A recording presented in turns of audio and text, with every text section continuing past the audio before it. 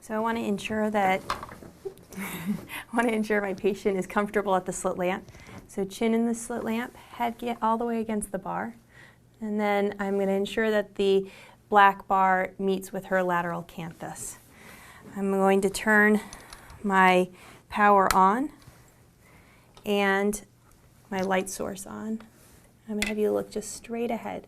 I've placed my filter on, and I have a broad width of my beam, adjusting my pupillary distance. I'll swing my light source out, and I'm just going to start by looking at her lids and lashes and conjunctiva. So if you can look to your left, please, and then to your right, and then all the way up. Good. You'll feel my finger on your bottom lid as I would just retract down, looking at her conjunctiva, and look down to your toes. Looking at her top lid, retracting up. And now look straight ahead. And I'm going to increase my illumination, my magnification, decrease the width of my beam, and I'm going to increase, or I will remove the filter, increasing the amount of light. I'm going to, with fine movements, sweep across the cornea, and now I'm sweeping across the iris structure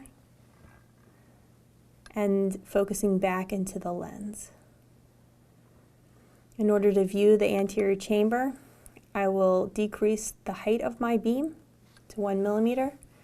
I'm going to increase my intensity of the light all the way to its highest setting. I'm swinging my light source out even further, and I'm focusing from the posterior surface of the cornea to the anterior surface of the iris, looking at that space. And then I will remember to decrease the intensity of my light. Swing my light source straight on. I'm going to decrease my magnification. I'll increase the height of my beam. And now I've got a red reflex through the pupil. In order to view the posterior structures, I'll instruct the patient to look at my opposite ears. So I'm looking at the right eye. I'll tell her to look at my right ear right here, and that will bring the optic nerve into alignment through the pupillary axis. Again, I've stabilized my elbow. I've stabilized my fingers on the forehead bar. I have my red reflex. I'm going to drop my lens down into that axis, viewing axis, pull back to focus to the posterior segment.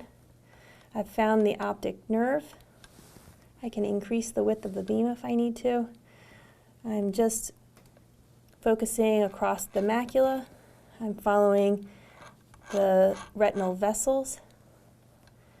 And it's important to remember that when we view with our lenses, it is the opposite and reverse view. So superior vessels are actually viewed inferiorly, inferior vessels superiorly. Same with nasal and temporal.